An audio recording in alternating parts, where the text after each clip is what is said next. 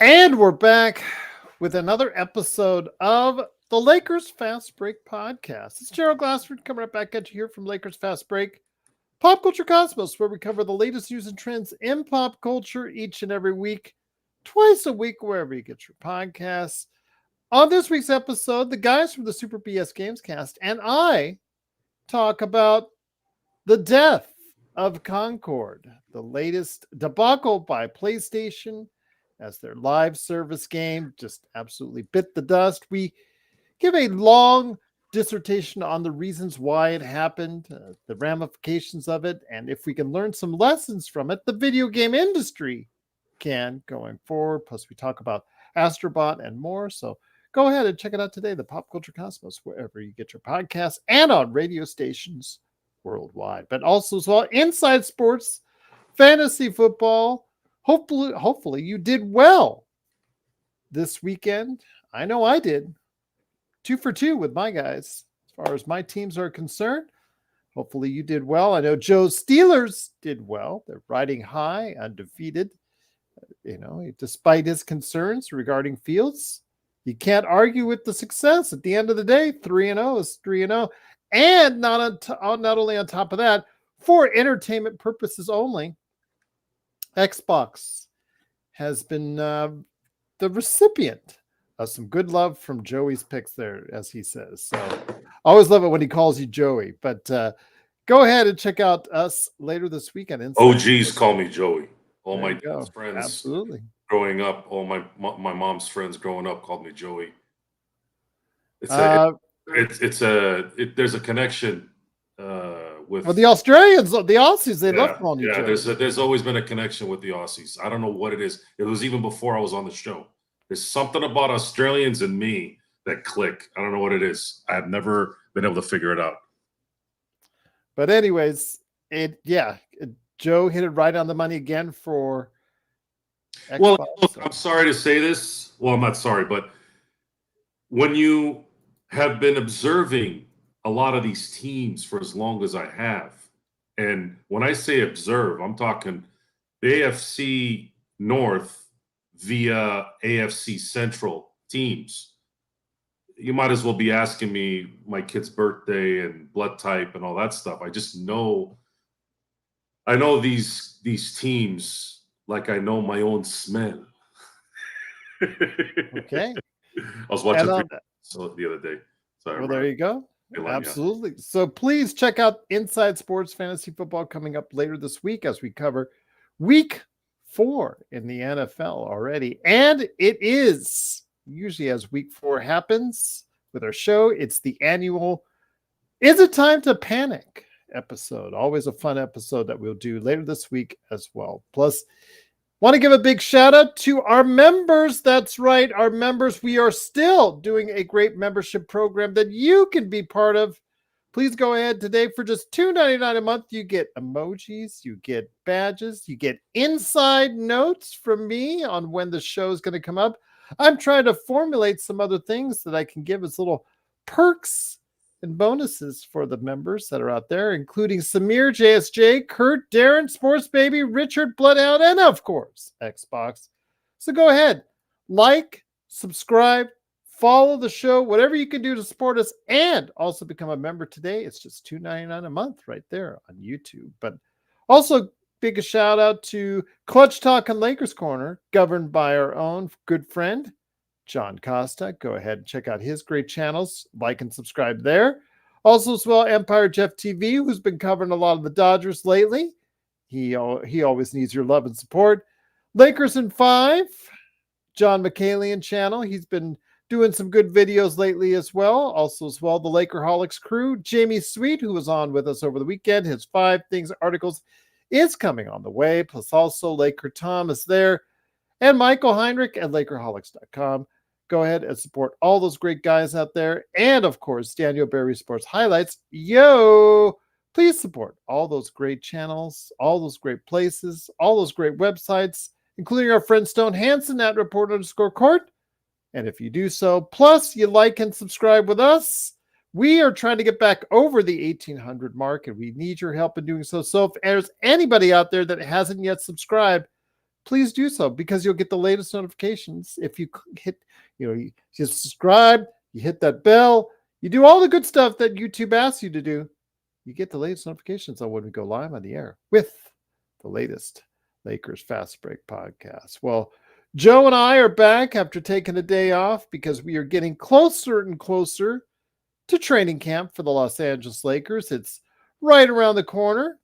About a week away from Picture Day, or in the case of the Lakers, Family Picture Day, coming up here in just about a week's time.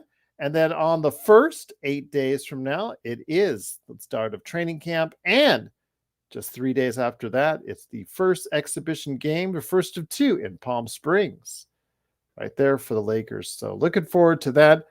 Want to go ahead and make sure everybody knows that we are on today talking about, it's kind of a two-parter. So today we often, get talked about as being, you guys are too real, you guys are too negative, blah, blah, blah, blah, blah, blah, blah, blah, blah, blah. Well, today's episode is going to be very positive. We're not going to go ahead and give the downside of things, our realistic views. We're going to say, what if everything worked out for the Lakers at the beginning of the season and it just flowed from there? What if everything goes right for the Lakers and they get off to a fantastic start? What has to happen? What has to work? And also, how would they be able to sustain it? We'll talk about that on today's show, because tomorrow's show is what happens when everything goes wrong. So here today to go ahead and discuss that with me is my good friend indeed. He is the mastermind behind Sinblades with a Y.com, and also as well, he is Oxide247 at LakersBall.com. It is Joe Soro, and Joe, that is the theme for today. So we're going to try and keep it lighter, more positive today. We have people in the chat that come by, like Juan. He's always very positive about the Lakers. So let's say the Lakers tap into that positivity and everything goes right. First up, exactly what would have to go right in order for the Lakers to be at or near the top of the Western Conference to start off the season? They'd probably have to start 20-5. Yeah, something like that. So the first 25 games, they would have to be dominant. They'd have to impose their will and their ability on their opponents. A lot of those wins would be on the road in the Midwest. I don't know why they call it Midwest. Should be Mideast, wouldn't it? But it was probably Midwest back when the states were starting to come together. But for them to perform at a 20-5 record, I think they would need a trade before the season, which isn't something that happens because there's a deficiency in rebounding. Unless JJ Redick's, system creates a free-for-all rebounding frenzy from all 5 players, or let's say all 4 players instead of LeBron, and then they're able to sustain it for, let's say, 25 games. That would be something that would work. Does this team have the energy to do that? That's the question. They are young. I mean, D'Lo is young, Reeves is young, Rui's young, AD is still somewhat young. Can he inspire guys like Jackson Hayes to rebound? Can he inspire someone like Reddish to stay focused long enough to play good man-on-man defense as well as get the rebounds? Rebounds is what's going to be the first thing I pay attention to at the beginning of the year. Rebounds have to be solved. How? We need to find out once JJ Redick starts to coach, because we know the talent already. Can he tap into them mentally to make them and to put them in positions where they can best be able to get rebounds on a consistent basis? Once again, it is the Lakers Fast Break. It is a snack pack out there. Go ahead and make sure you enjoy some snacks with us right here at the Lakers Fast Break. It is Gerald Glassford along with Joe Soro. I will, at the end of the show, take, instead of Joe having a drink, I will have a drink of the new Lakers Prime hydration drink. So I will grab it from the fridge and actually live on the air let you know how it is. So we'll go ahead and do that. That's not a drink. It says hydration drink, so you tell me. I'll find out. So we're talking about a drink, not I know. 12-year-old's drink. Yeah, I know. And I was just trying to put it in there, but I'm gonna have iced tea. Okay. With no sugar. Okay. Well, go for it. But again, a lot has to go right for the Lakers to go ahead and get to that 20-5 mark. They have to continue the great shooting that they had from those three individuals that they had last year. Austin Reeves, I would think also as well, has to have an early hot streak to start the season. And the bench, you would have to find some consistent firepower coming off the bench from Max Christie or Dalton Connect. That, I think, has to be paramount. The Lakers, when they go to the bench, have to find reliable sources of points, which they don't have right now. Very questionable. But if it goes right, Joe, and it goes right early on, they're gonna find someone that's going to come off the bench to be really, really consistent for them. Yeah. I'm just saying, if for it to go all right, they're going to have to find someone on someone on the bench will step up, like everybody is hoping. Max Christie's going to have to step up. Dalton Connect is a rookie. I'm not going to throw him into the fire and expect him to be all world, but maybe shots here and there, sure. Jackson Hayes is going to have to be much better than he ever has been to cover for AD. Who else? I think that's it. That's the only two I can think that really. I think that's it. That's it in terms of people we expect or need to expect to play well. That's the 8-man rotation right there. That's the positions that you need backups for. It's pretty scary, folks. It's pretty scary. I'm sorry, I shouldn't say that. Gabe Vincent could play a factor, but I'm bracing myself on Miami. He is the only one on the bench, I think, that can score outside of Dalton Connect and Max Christie that could average above 10 points a season off the bench. If they get that kind of firepower off the bench, if those three guys are averaging 10 points each off the bench. I don't think scoring is going to be the issue here. Can these guys rebound? I'm talking about the team. If this team does not rebound, it won't matter how well they shoot and how well LeBron and AD play. Well, let's say they find the rebounding. Let's say they become. Yeah, then it changes everything. Yeah. Let's say they get to mid. Let's say they're middle of the pack. Where were they last year? 26th? I think 28th. Was it 28th? Okay. Yeah. If they can get to 15, they're probably going to win 4 or 5 more games. They were one of the worst as far as on the defensive and offensive ends. So and I'm surprised. I guess I shouldn't have been surprised that they were going to have issues rebounding. But then again, your coach put these guys in some of the worst spots you can be in, as well as the fact that these guys aren't. Rebounding is about want. It's about energy. And it has to be something not only physical but mental. Can you handle mentally and physically through an 82-game season to pound, ground, and rebound? That's going to be the question. There is no more room to decide on what other way you can do it. The Lakers have capped themselves. They cannot do anything else talent-wise. Can you convince your players to go up another level and to do something that's uncomfortable. Rebounding is uncomfortable. Banging down low is uncomfortable. And then on top of that, how are you going to cover the Jokic's, the Sabonises, the Wembanyamas, the Chet Holmgrens, the Hartensteins, the Joel Embiids?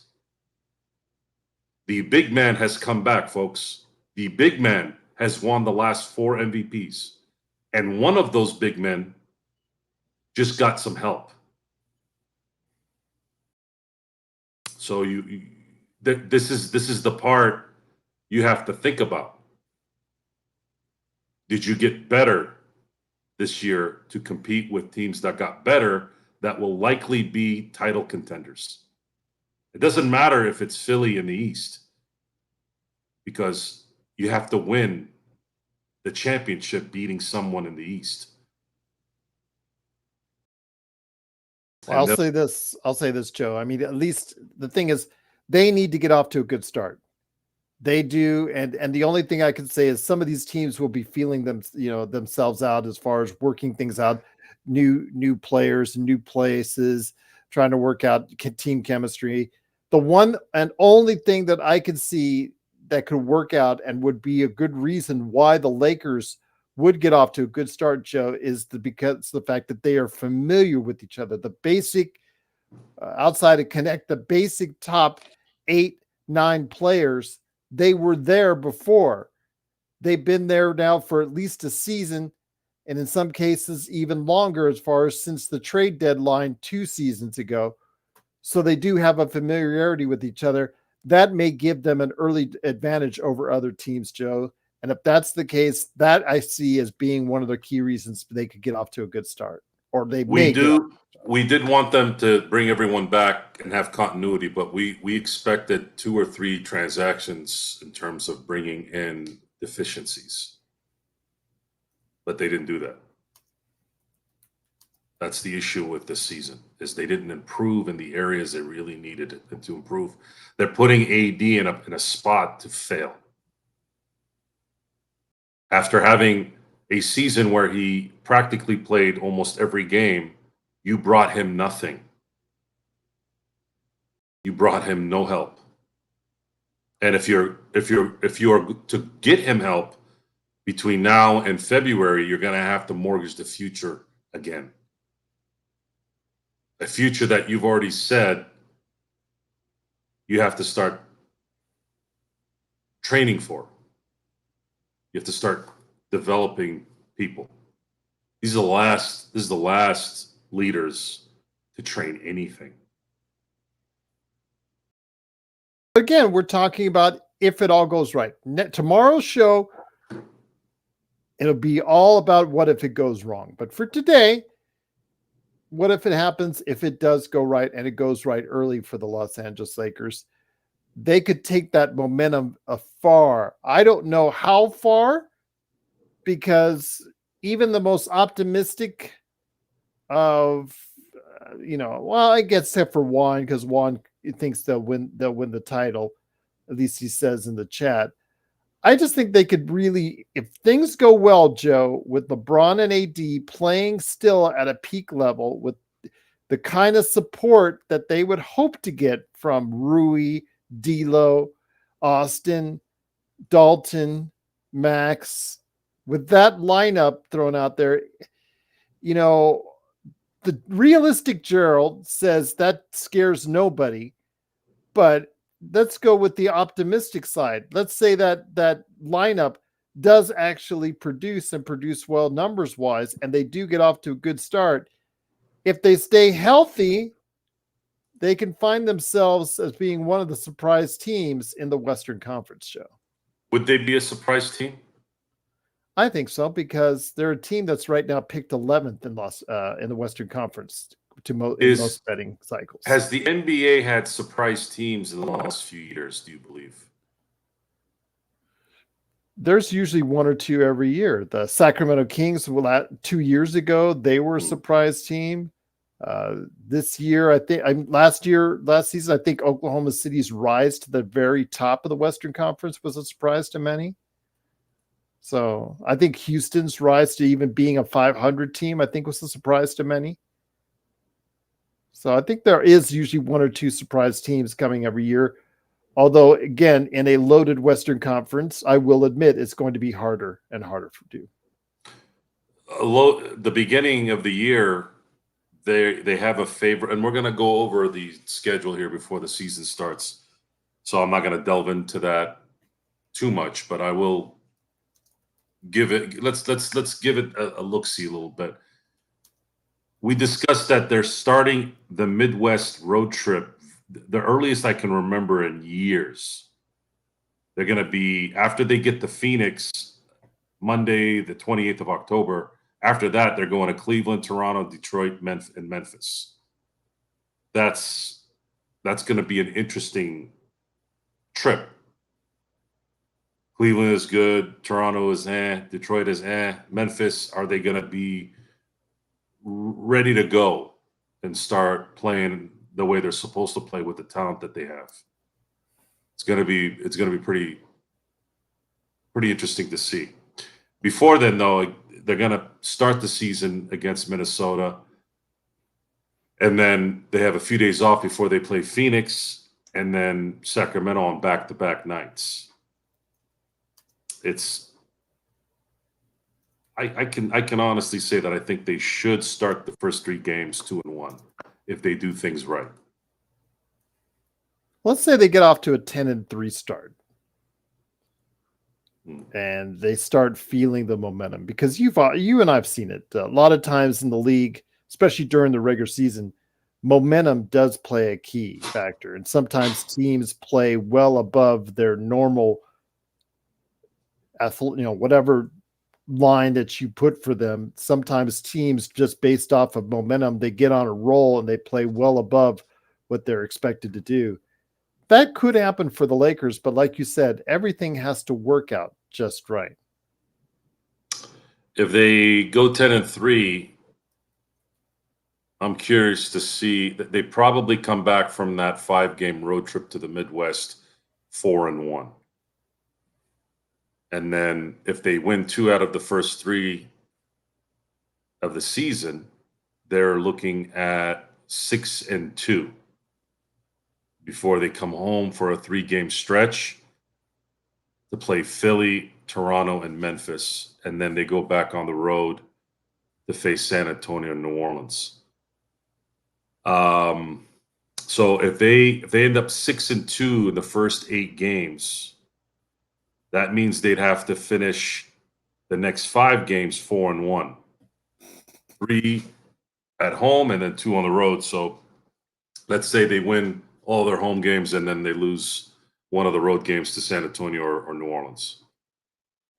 I'd say New Orleans because it's the back end of a back-to-back on a Saturday, and usually the Lakers don't play well on Saturdays. Once again, it is the Lakers Fast Break. It is Joe Soro along with me, Joe Glassford. Thanks again for listening. Truly appreciate it. We're talking about what if everything goes right for the Los Angeles Lakers. So, Joe, let me ask you this. Let's say they do get 4 players shooting 40% from 3 early on in the season. Let's say they do get enough rebounding to hit, let's say, 15th or 13th to 15th as far as the best rebounding team in the league on both the offensive and the defensive end. Let's say they play team defense at around maybe a 12th, 13th place position, and an offense around, let's say, in the top, somewhere in the top 8. That overall, that would make them a pretty darn good team, and that should correlate to a really good start. How good of a start do you think that could be for the Lakers? What was the question again?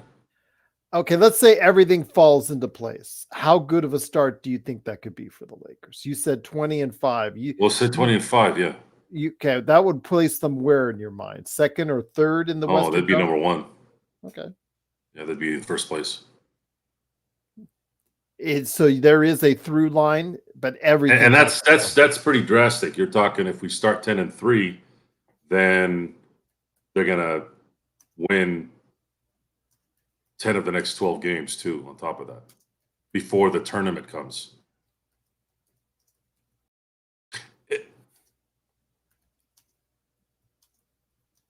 For them to knock everyone's socks off,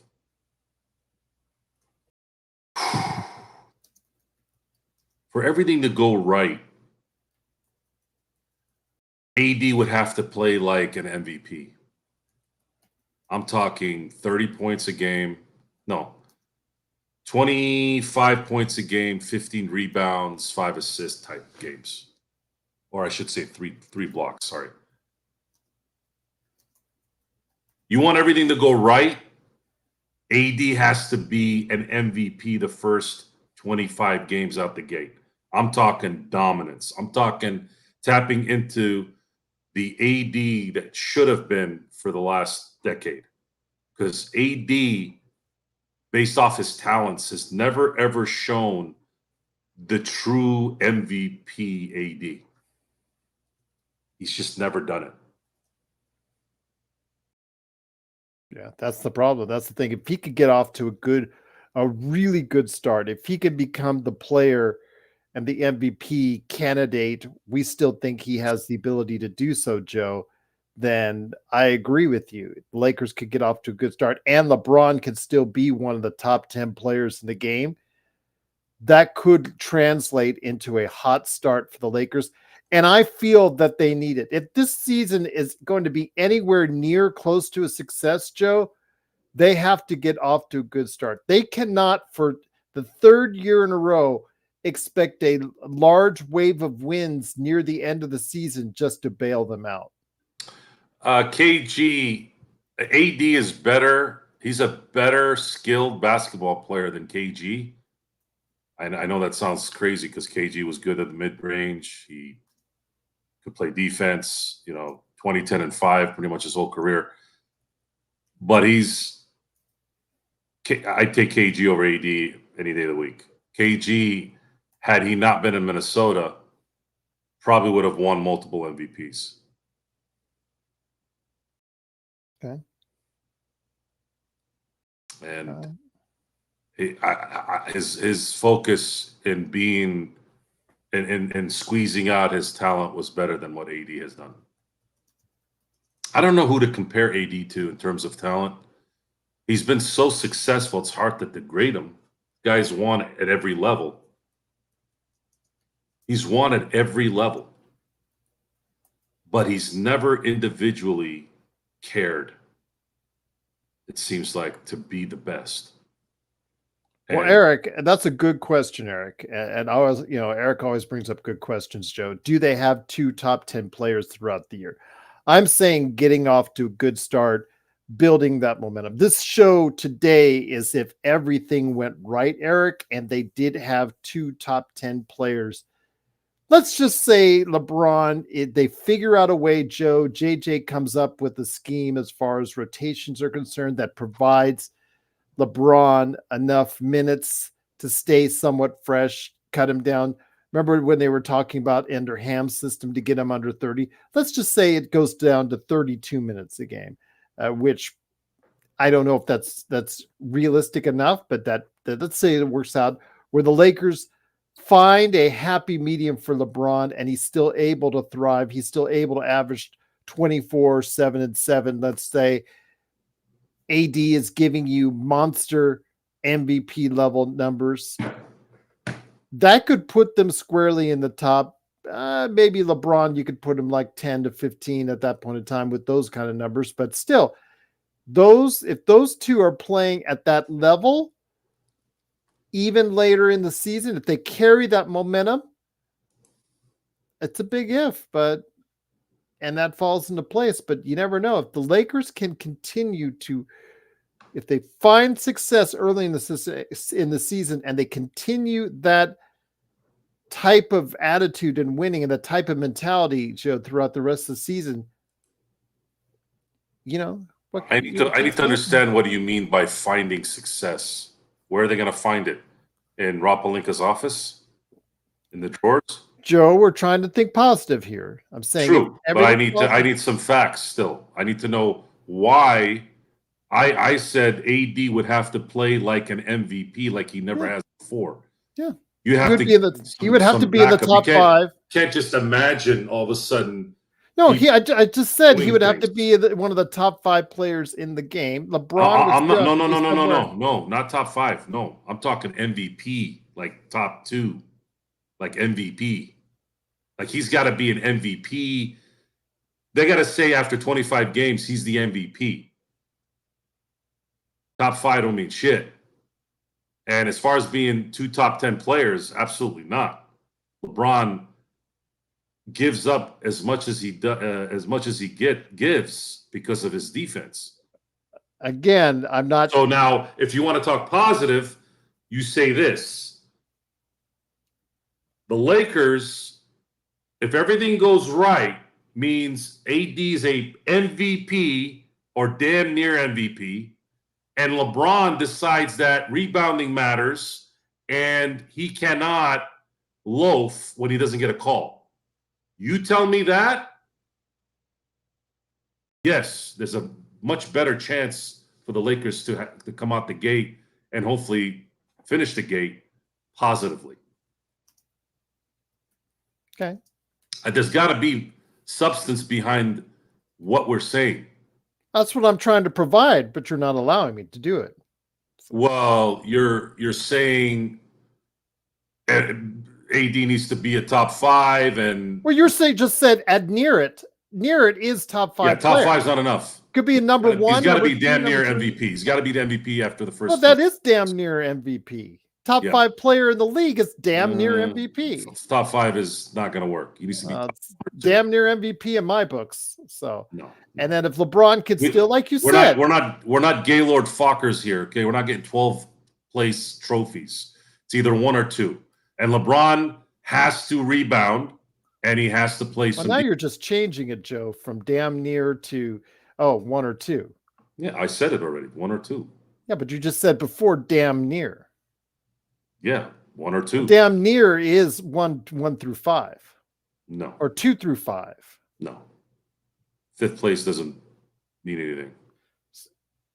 Okay, well, to me, it's semantics that we're talking about here. But yes, if AD is at a near MVP-like level, and LeBron, like you said, finds the way to go ahead and take care of the boards a little bit better, start paying attention to I got more. A little bit more.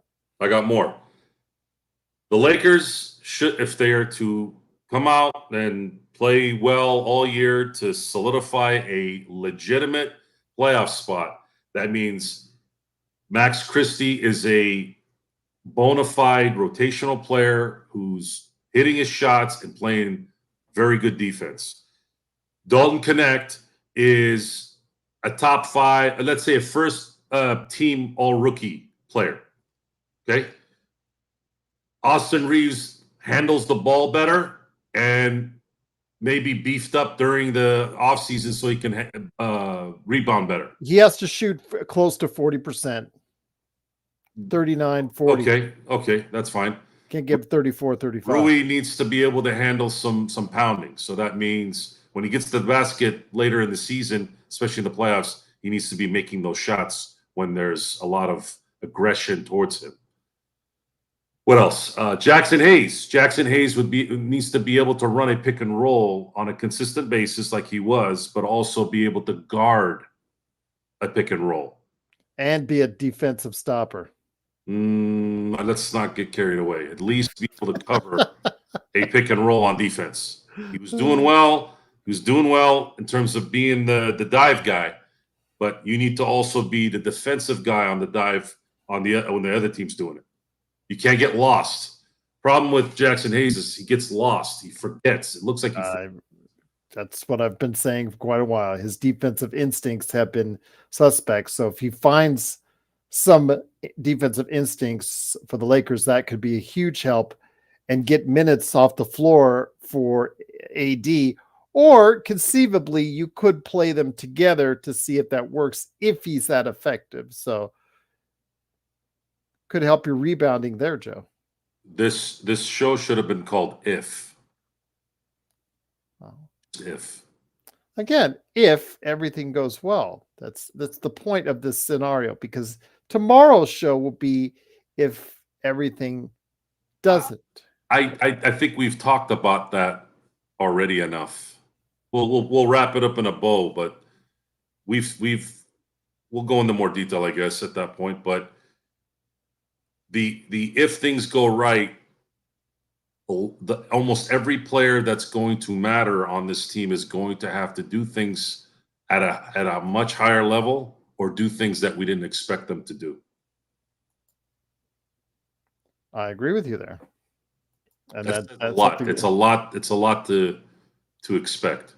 And that's something that I think that the most optimistic of Lakers fans are counting on, is that they want to see through whatever it is that they've done and performed, that these players have done and performed before, thinking they will achieve that next step, even though that they have yet to, in many cases, realize that potential, if they have that potential within them. So again, Max Christie is a name that you and I have been all over the place on, as far as people saying one thing, people saying another. We get emails defending him. We get people emails and comments not defending him. Again, he signed the contract. He's here for 4 years unless they trade him. He's going to have to produce. The Lakers certainly have enough confidence in him. They feel he's going to be able to step up. I'm not going to say he's writing his job on it, but Pelinka thinks clearly that he has a lot of room to grow with his game. Whether or not he does is a question, but let's say it does happen and he does become the sixth man everybody out there has been hoping for, or even in the best of best case scenarios, that he becomes the starter and you can put Reeves as your sixth man off the bench. I know, Joe, but this is I did title the show "What If." You should have called it Laker Tom's What Ifs. I could have had that in mind as well. Yeah, you're right. You should have had Laker Tom on the show. Getting him on the show lately has been hard, because he's kind of grumbling about the Lakers. I sense that he is not happy with the lack of movement by Rob Pelinka, and I think he does. Even his normal optimism level is not as high as it was. That's what I'm sensing. Just maybe it's not true. Maybe it is. I know you go to Lakerholics.com and give him a shout out if you feel differently, or ask him about it. But yeah, from what I'm sensing and his comments and his text and seeing his comments out there in public is at Laker Tom, he's not getting the same good vibes for the Lakers as of yet.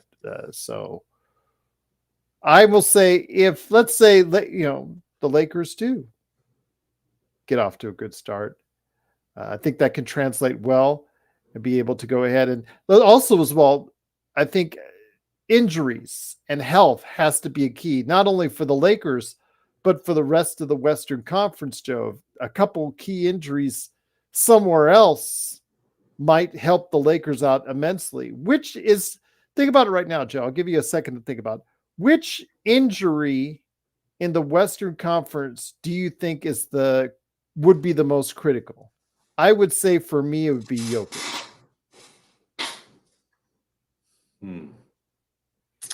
There was one injury that took place in the Western Conference that would hurt the most to a Western Conference team. Luka getting injured would destroy Dallas. Who else? Fox getting injured in Sacramento, they'd be done. Steph Curry getting hurt in Golden State, they'd be done. The league has thinned out. One star coming up lame is going to pretty much destroy any chance of them being competitive. I think Denver they don't have a lot of depth right now, but they have Jamal Murray and Porter Jr. and Aaron Gordon. They can hold the fort a little bit. They've got that championship pedigree. Anthony Edwards, sure. But that just gives Cat the opportunity to take more shots. I'm still not on the Anthony Edwards meat hook.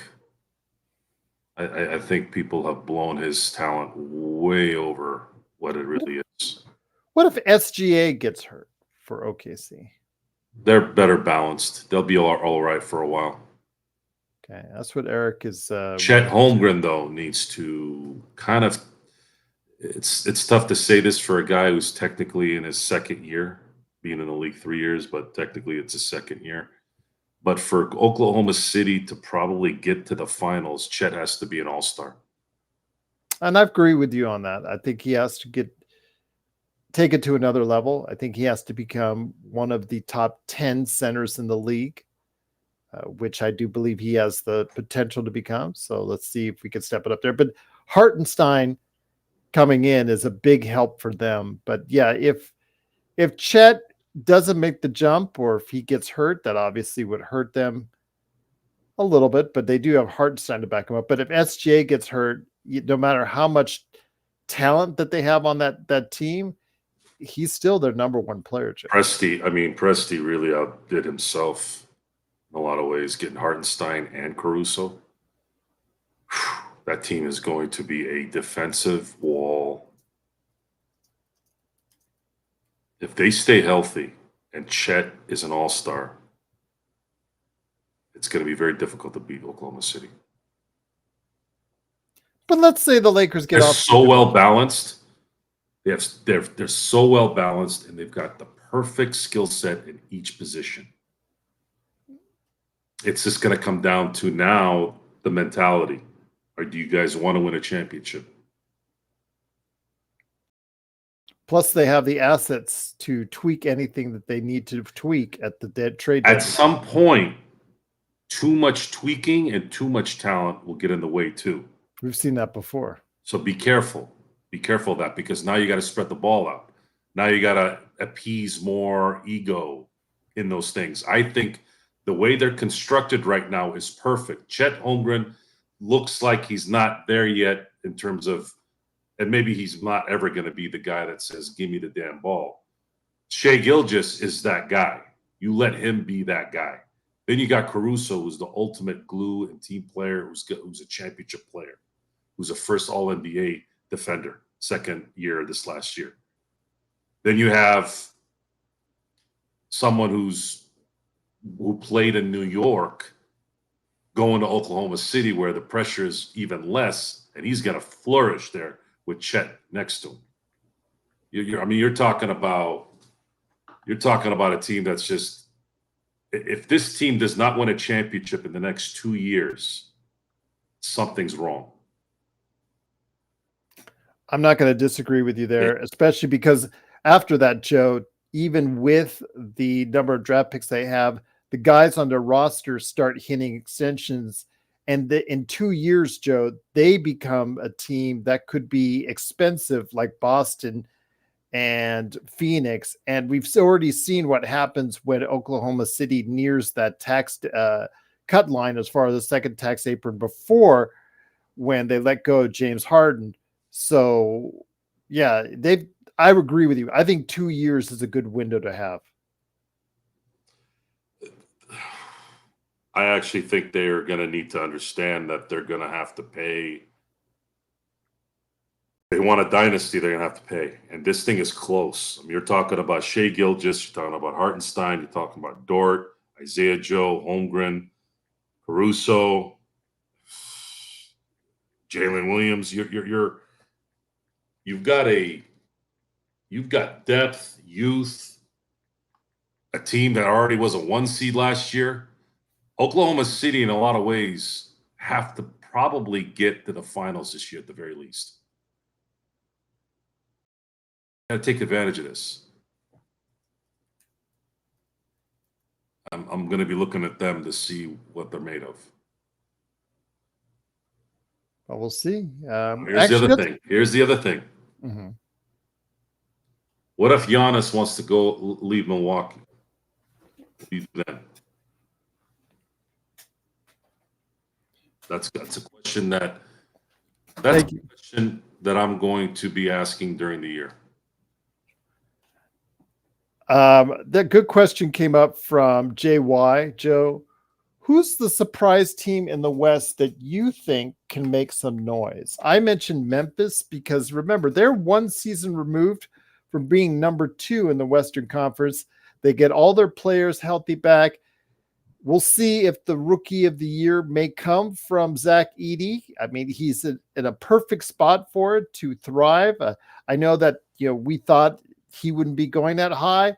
Remember, he was not even thought of in that realm until, during that draft process, evaluation process. So he is getting the chance and opportunity to be the starting center on what could be a very good team. So I'd say Memphis could be the team that I think might surprise people the most.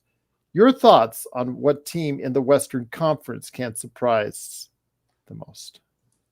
I don't have a surprise because there's not going to be a surprise really. Houston could be the surprise, but I'm not going to be surprised if they compete. Okay. If you're asking me what are the chances of a team surprising, are you talking about making it to the playoffs or competing?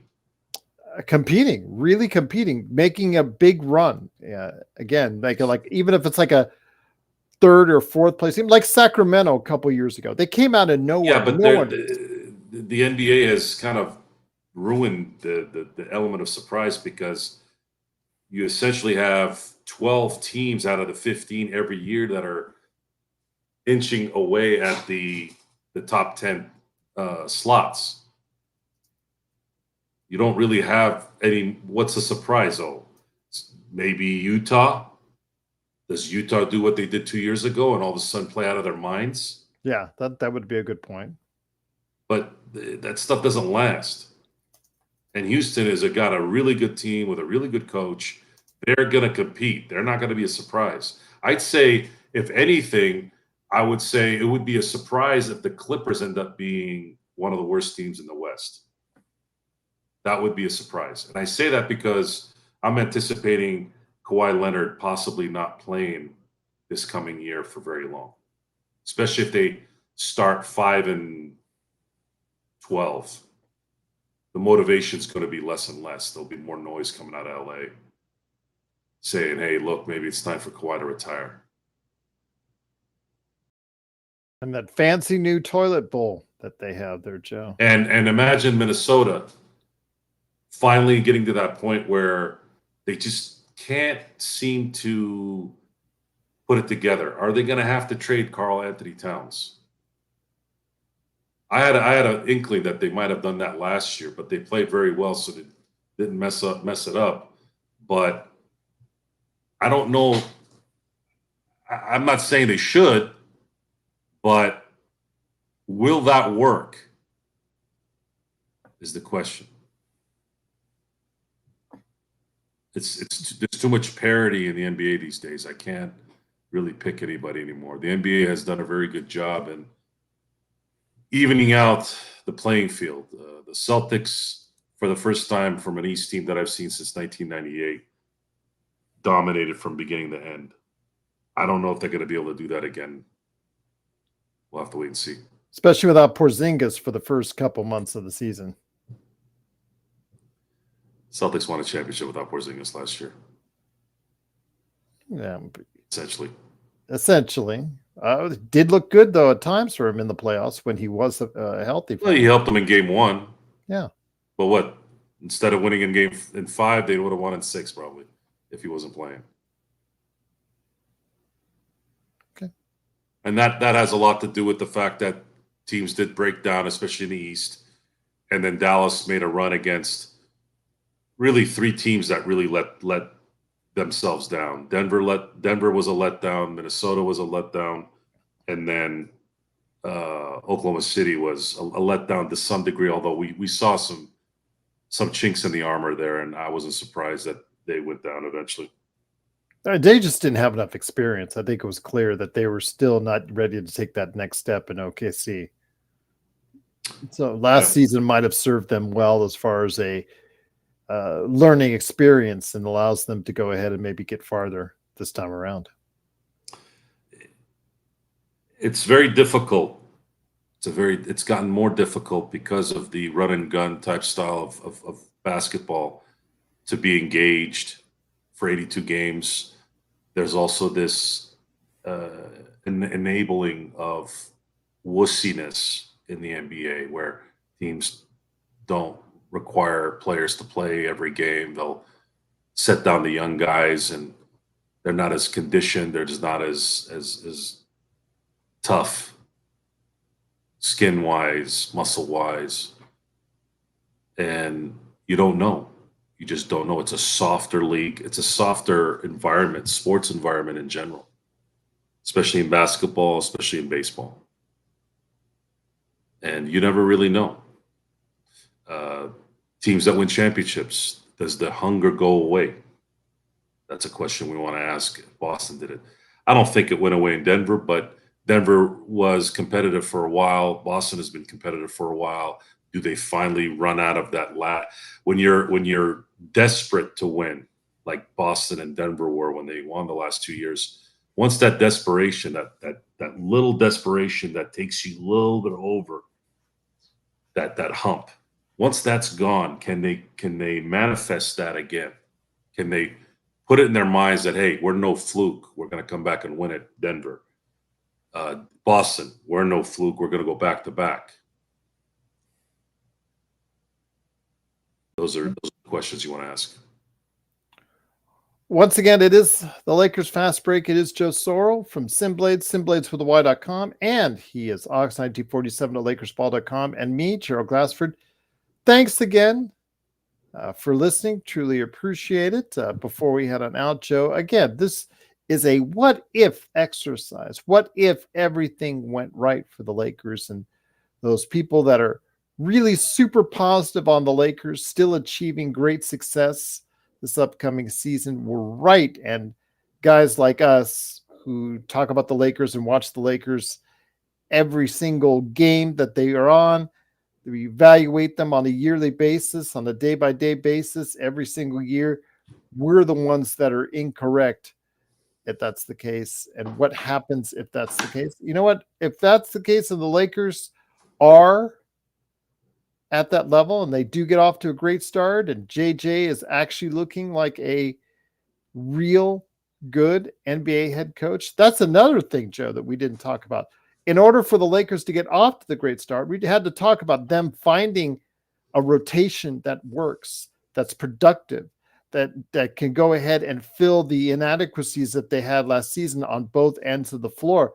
But also JJ Redick early has to find a rhythm as a head coach. He has to find a plan that works, find a rotation that works, and be able to showcase his skills and be able to show everyone out there that he's a coach, a good coach right away. There's no learning curve for him, or little learning curve for him, that has to take place if the Lakers get off to a good start. He has to look like he's been there and been a coach for quite some time, Joe. You're asking someone who's never coached to coach like a championship coach. Right out the gate. I know this is supposed to be positive Monday, but this is trying hard. I know you're like biting your teeth. Like, it's just you because it doesn't make sense. Even if this team opens up 10-10, it's not really JJ Redick's fault. How are you supposed to all of a sudden create a culture in 20 games when you've never coached before? Matter of fact, even if this year stunk, you can't really blame him. It's just not, you're not being, your credibility as, what would you call us? Are we really analysts? Are we just personalities on here? I'd like to think I'm not just a personality on here, even though that's part of it. I think that's something we developed over time. This isn't something, I'm not going to come on here and not have facts and things that I've seen back up what I'm saying. And we're not 100% correct. A lot of the things we say are decisions based off of what we've seen but they end up changing. But it's not by a lot. I mean, we're pretty dead on. But to think that JJ Redick is going to come in here and be Steve Kerr in 2015 is asinine. Steve Kerr inherited a championship roster at the right moment. You had a prime Steph, prime Clay, prime Draymond. And then you had 4 or 5 players on there that were young and hungry. The Lakers have a geriatric point guard who can still play. AD, who's not a killer, which hurts. And then you have 3 young guys that have deficiencies in their game in areas that the Lakers have to have figured out, or they're not going to compete for a playoff spot instead of a play-in spot. So let's go back to your positive Monday version. LeBron would have to play some defense and not lag. AD has to be a top 2 MVP candidate. Rui has to be a bona fide small forward, really good player all year. Austin Reeves has to take ball handling skills to another level and hit over 40% from 3. And then D'Angelo somehow is going to have to stop having dead games when it matters. He has to have he's got to be D'Angelo Russell consistently every game when it matters. I'm not saying he's got to hit 6 threes in those games. I'm talking he can't come into those games and only score 5 points. So if we're going to go what if, those are the things you have to take care of. Now, you also only have 5 players in that scenario. Now you need to make sure the other 3 off the bench can do what they need to do. Max Christie needs to be able to play very good defense and make open shots. Dalton Knecht's going to have to be a first-team All-NBA rookie player, type player, to help there. And Jackson Hayes has to be a bona fide backup big. I'm talking 20 to 25 minutes a game. Otherwise, AD will come up lane. Or Koloko somehow finds something that, maybe some of the promise that Toronto once saw in him. Koloko is just a different version of Wenyen Gabriel. Well, I'm not saying that. I'm just saying that's a what if. Wenyen Gabriel had his moments. Yeah. But you do know that that's his probably ceiling, those moments. NBA is not very hard to figure out. When you have a player that gets let go by a lousy team and a team that really needs a top-notch player picks them up, usually that there's only so much that player can do. You're also factoring in the pressure of LA, the fact that he's needed. It's a lot of stuff going on there. A lot of stuff. What would your wing rotation be as far as your 2, 3, and 4? 2, 3, and 4. Because that's somewhere again that's in question. You have Reeves, Rui, and LeBron. Then after that, you have Max, Dalton, and shifting LeBron to the 1, shifting Rui to the 4. Reddish, if he can stand up long enough during the year. No hope for Maxwell Lewis? No.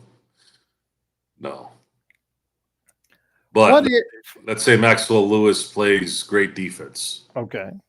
Then maybe there's something there. But if he can't make a shot, he's just going to transfer whatever he does on defense negatively to the offense. What if, and this is something we may have to devote an entire show to, what if JHS finally realizes the potential of that first round draft pick that the Lakers spent on him. And that he gets all those injuries aside, the back issues are no longer a factor. He becomes a competent shooter. He finds a way to play consistent defense, and he supplants Gabe Vincent as the backup point. Well, that's a big what if. I know. That's a huge what if. I know that. Sure. Remember, one year ago, he's more going to be your 1-2 guy. Mm-hmm.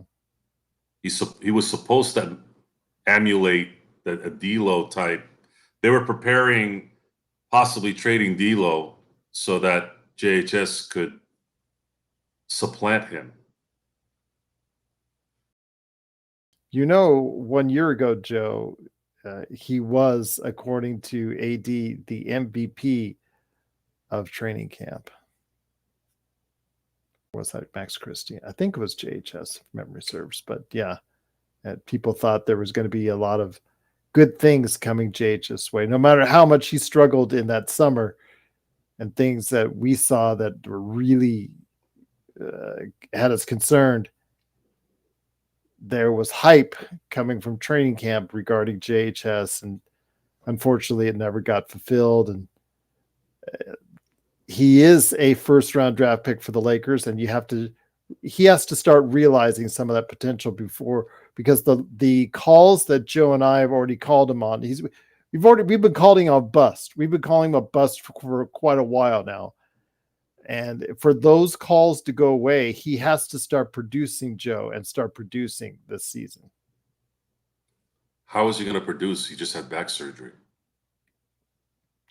I have not heard if he's going to be not ready for. I'm assuming he's going to be ready for training camp because he's not been in the rumorville as far as not being available. If AD had told me face to face that JHS was the MVP of training camp, the first question I would ask him, what did he do to earn that?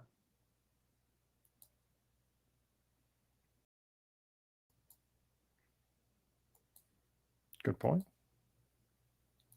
And players are there to encourage and support.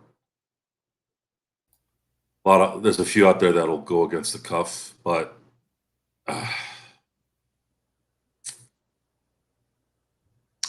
too many ifs for Mr. JHS. You won't go. That's a bridge too far, is it? If you had gone to Bronny being the what ifs, it would have been worse. At least JHS was a bona fide. I'm not even going there, Joe. And I appreciate that. JHS was a bona fide college player. He actually played well in college.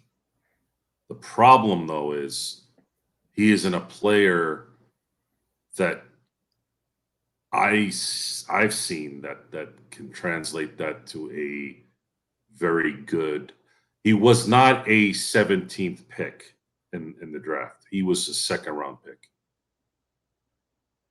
If he had been picked in the second round, it would have been better. The pressure wouldn't have and gone anywhere but the Lakers. Bad signs were all over there, by the way. That green felt jacket he was wearing on draft night told me everything. Told you all you needed to know. That was a bad sign. Yeah, you're wearing green, and you know you're going to get picked in the teens. Come on, dude. Get a clue. A lot of times the simplest thing will explain why.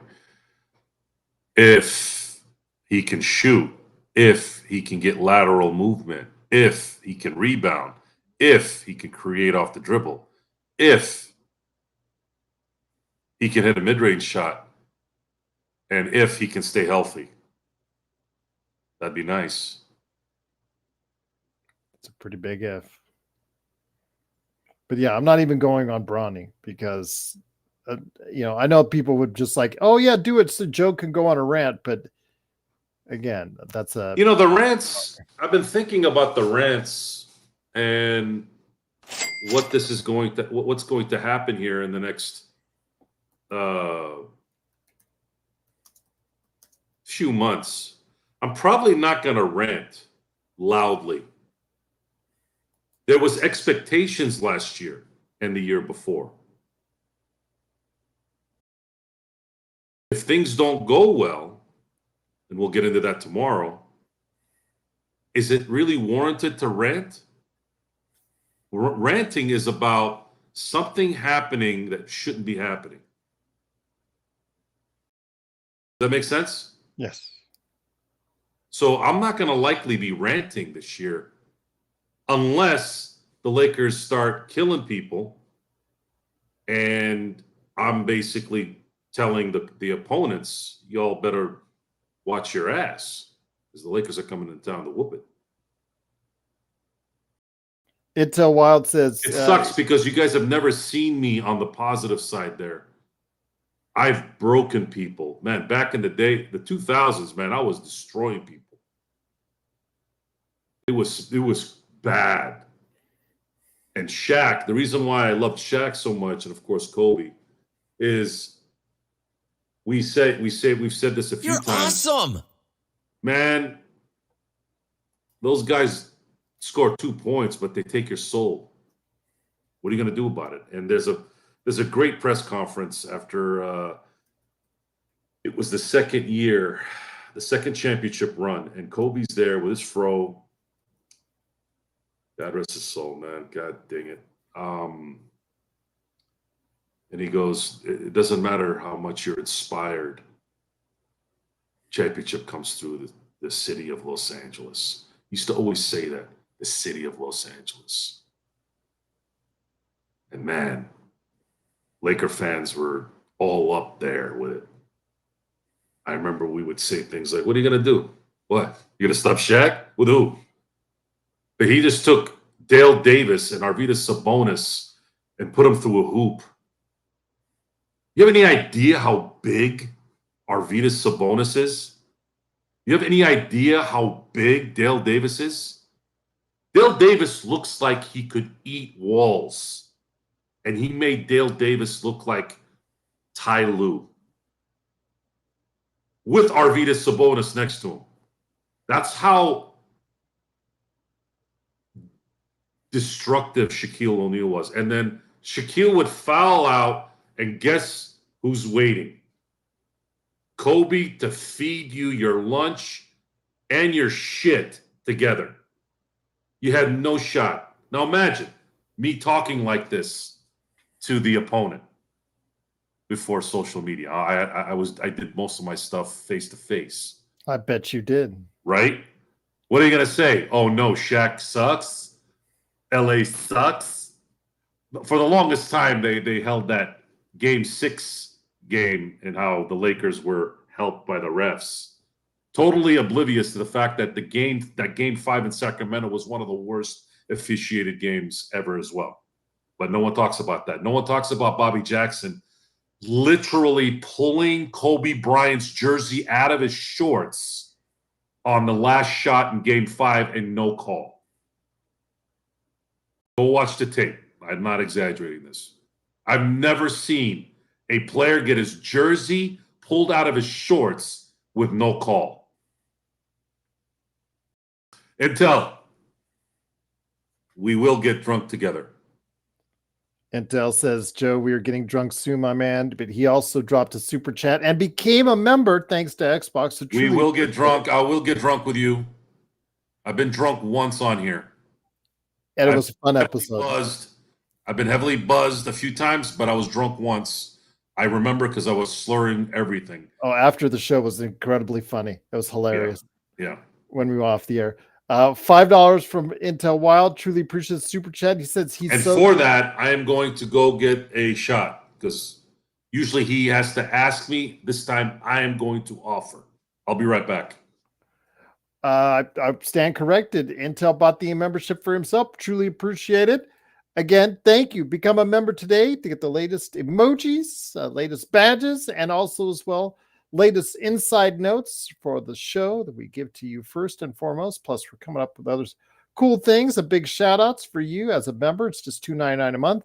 Intel Wild says, I'm so disappointed in this team making trades this summer. If we win 50 games, if everything goes right and the Lakers win 50 plus games this season, I'll donate 1K. Screenshot it. If you do, I cannot thank you enough for your kindness and generosity, and tell you you're such an amazing part of what we do. We're always glad when you're here, whether you're giving us one dime, nothing, $1 million, doesn't matter. We're just happy you and the rest of everybody out there are here on a regular basis. We truly appreciate it. I will be trying this soon when Joe gets his drink ready. So I will go ahead and be able to let you know whether you should go out and get a prime drink. Although it's up to your tastes. But I have tried to stay away from the Logan Paul prime drinks. I know they're heavily advertised from everything from WWE to sports venues all over. Prime. But I did get to see the other day.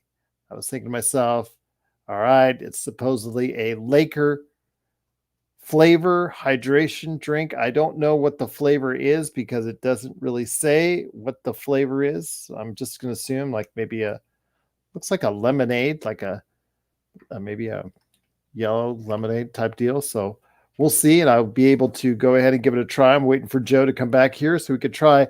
He could have his manly man drink and I'll have the timid little prime drink. There you go. Xbox says, I don't drink that stuff much, but you can tell why it was so popular. Back in the day, I used to down Mountain Dew amps because I was doing overnight jobs. Yeah, those energy drinks, Mountain Dew amp, they were really strong. And I'll just leave it at that. Yeah, Too Hype says it's towel water. Probably you're right.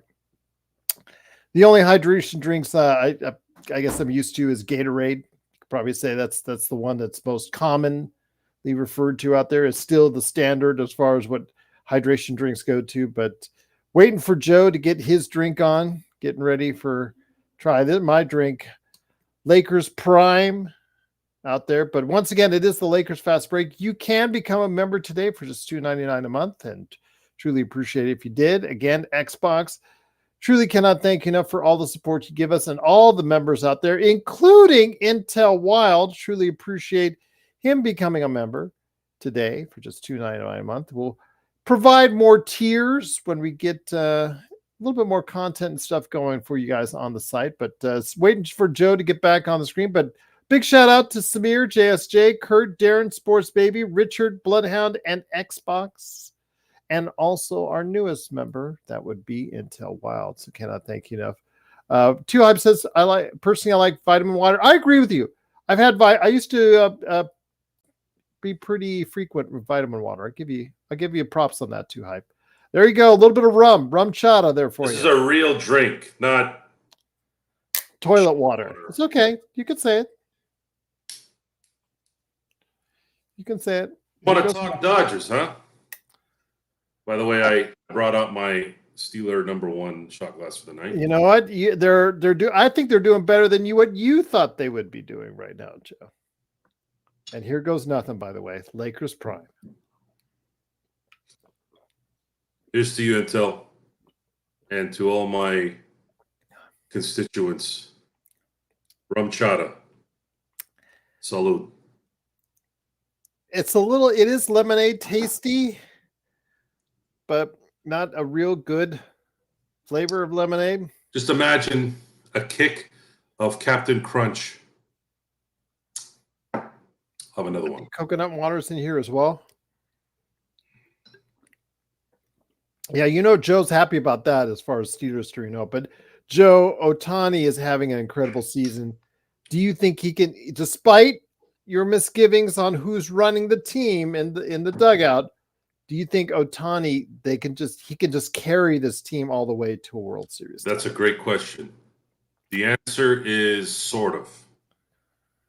And what I say by it sort of is Yamamoto, Flattery, and Bueller are going to have to at least keep things reasonable the first 5 innings of every playoff game. We cannot have 5-run first innings. That can't happen. And yes, Mark, I do have a bar. It's a buffet bar. On top of it is a ice machine maker, the little nuggets. and then I have my cigar humidifier. Oh, I'm sorry, humidor. And then there's a light thing that says bar on it. And then when you open the cabinet, you got all the alcohol there. This one I like to keep in the fridge, though, because I like it cold. Subpar is correct too, Hype. So yeah, it's lemonade, but they throw a little bit of coconut water. I think you hear just other flavorings. It's not vitamin water. I agree with you. Better Gatorade, better. Jay, I'm one and done, by the way. Honestly, the Dodgers need to win another World Series. There's been a combination of just garbage, both self-inflicted and inflicted by the assholes in Houston and the dickheads in Boston. The Dodgers got screwed in 2017 and they got screwed in 2018 by two cheating assholes.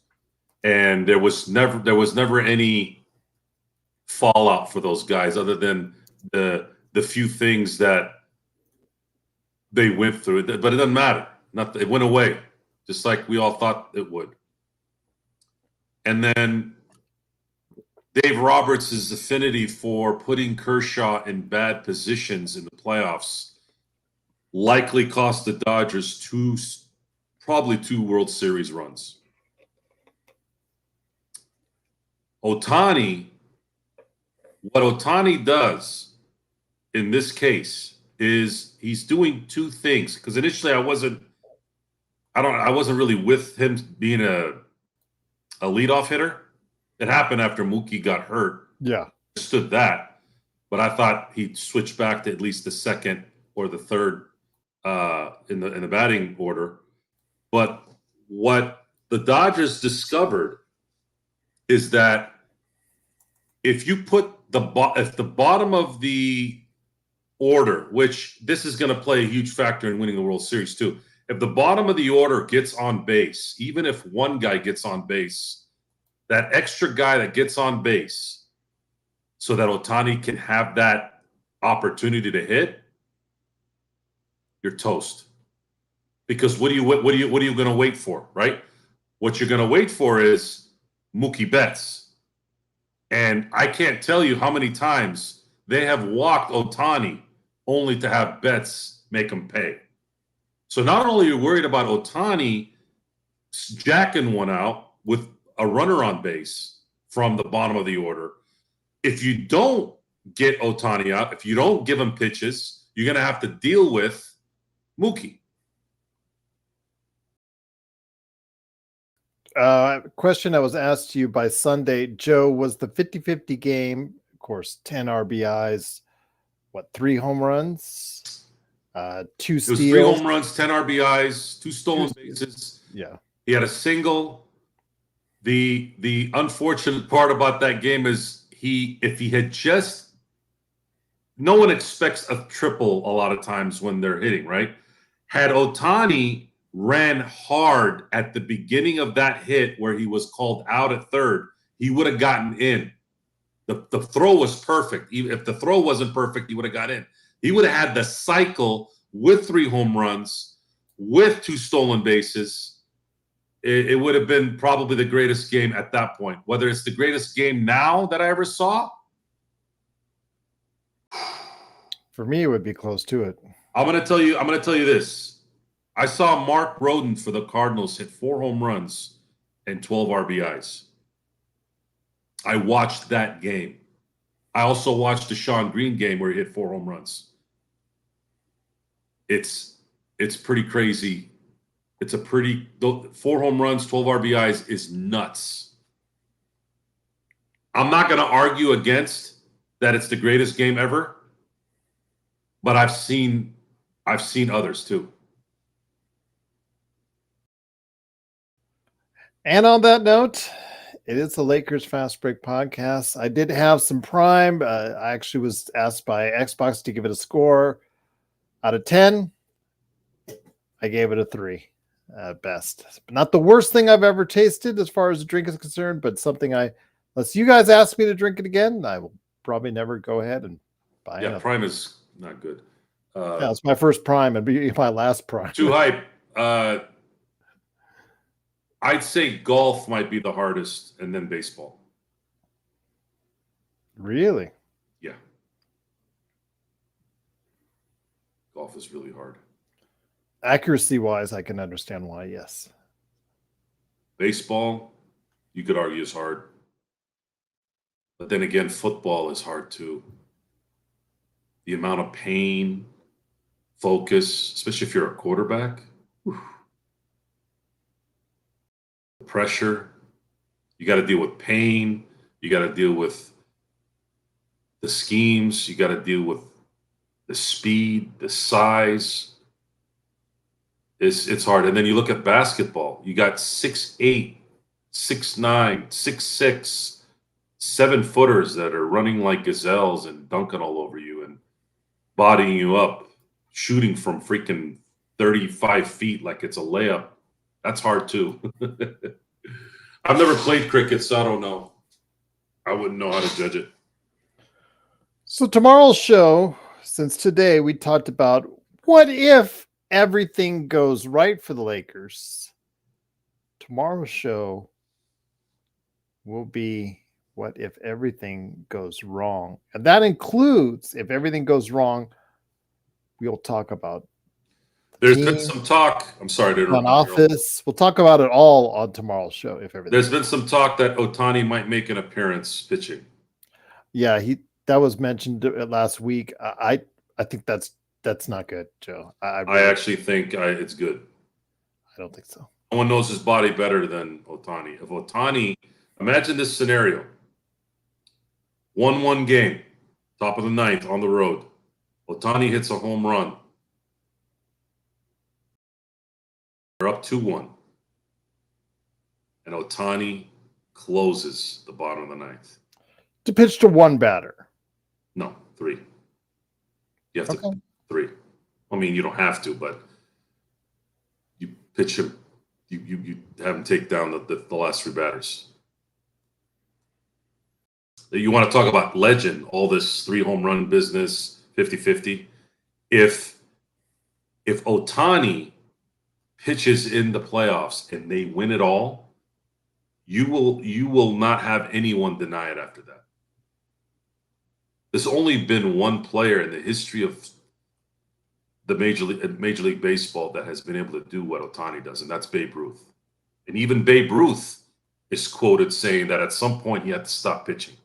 But what a way to go out for Ohtani than to win a World Series in his first year, being a 50-50 guy, winning the MVP unanimously, obviously, for sure, and then getting this thing figured out and bringing home number 8 for the Dodgers, number 8 championship. The stories would be,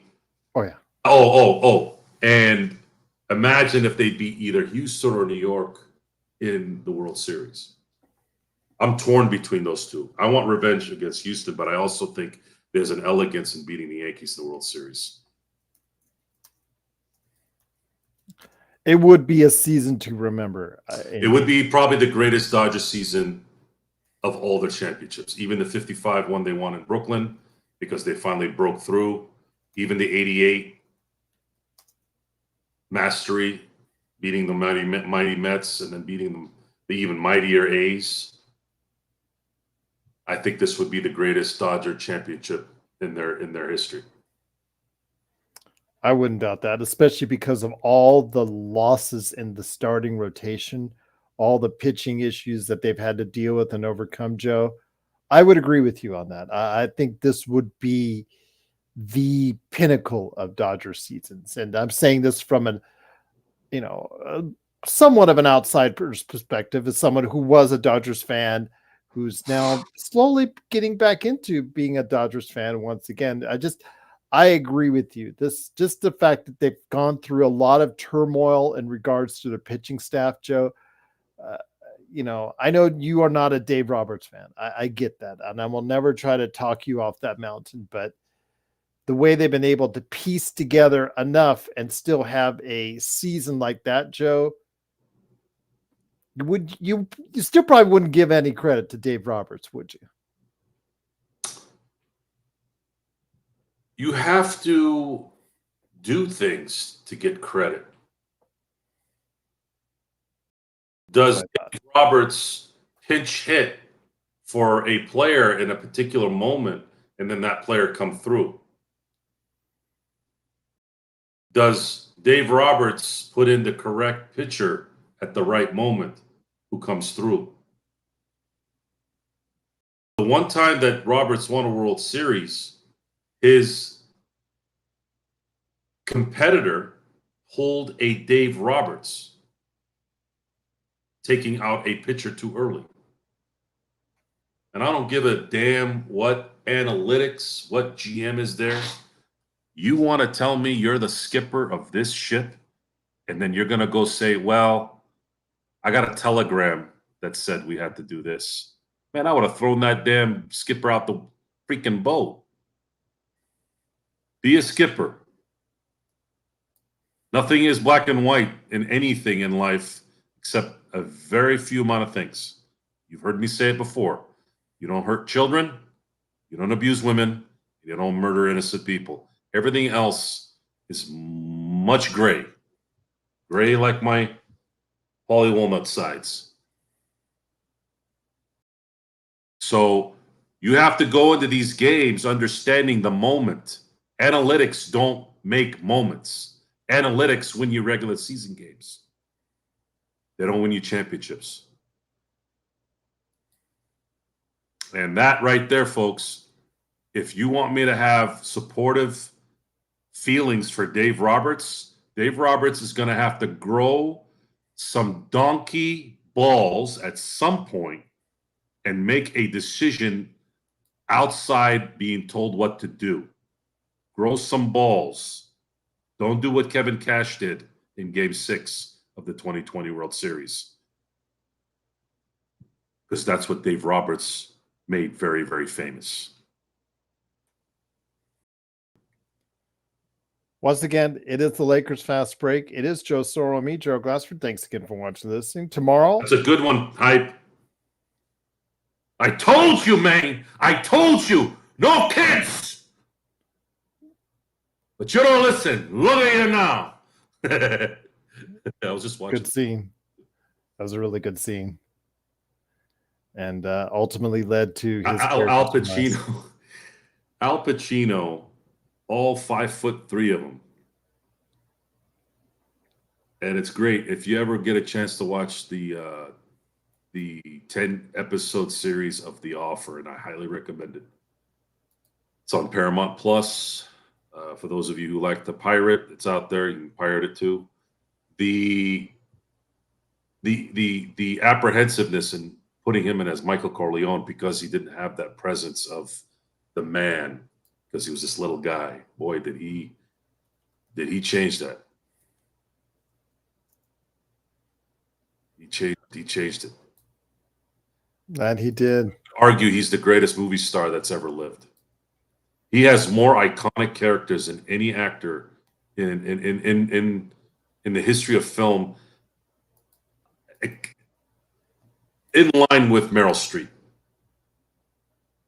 I don't know if I can go that far, but he does have a lot of iconic roles. I'll give you that. No one has that many iconic characters. No one.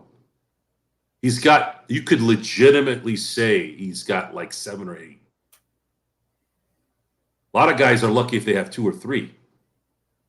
If they're lucky, actually 1.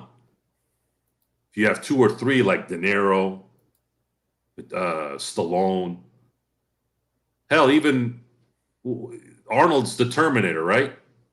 Yes. That's he's got 1. I mean, he's been other things, but he's known for the Terminator. Stallone is known as Rocky and Rambo. I don't know. I just think he's that guy. He's that guy. But yeah, Ohtani, the Dodgers.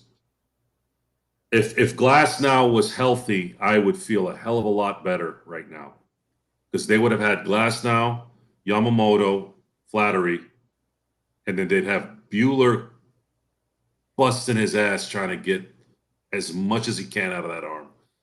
I can't criticize Bueller. He is playing his ass off.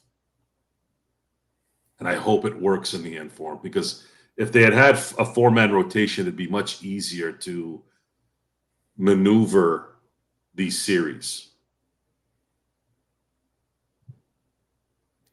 Well, we'll see what happens. Bobby Miller's been the biggest disappointment to me this year. Absolutely just dog shit. Unfortunate. But the bullpen is starting to come around again. Trying his stuff is starting to get filthy again. We have a closer. It's they just need 5 to 6 innings from their starters without complete collapse. No 5-run innings, please, in the first couple innings. That has to stop. They've been doing that the last couple of years, and it's absolutely destroyed them for the whole series. Only won 1 playoff game in 2 series. That's terrible. They've won 200 before this season. They won 222 games, all to win 1 goddamn playoff game in those 2 years. That's pathetic. Cannot let that happen. Once again, it is the Lakers Fast Break. It's Joe Soro along with me, Jared Bassford. Thanks again for watching this thing. We'll be back tomorrow to talk about what if everything went wrong for the Lakers. How bad of a dumpster fire could it be? So we will talk about that scenario tomorrow, like we talked about if everything went right today. If you have questions, LakersFastBreak@yahoo.com, or put the comments below on YouTube if you're watching this after we're done. So go ahead and give us a big shout out there. Or again, Lakers Fast Break on Twitter, Lakers Fast Break wherever you get your social media, and LakersFastBreak@yahoo.com. So for Joe Soro, Mr. Simblades with a Y.com, it is me, Gerald Passford. Thanks again for watching this thing. We'll be back tomorrow for more fun and comments. No prime drinks this time, because that, again, 3 out of 10. It was tower water. I think, I think what was said in the chat, it was tower water. But no prime for me. But we'll be back for more with some snacks for you with a Lakers snack pack right here at the Lakers Fast Break Podcast.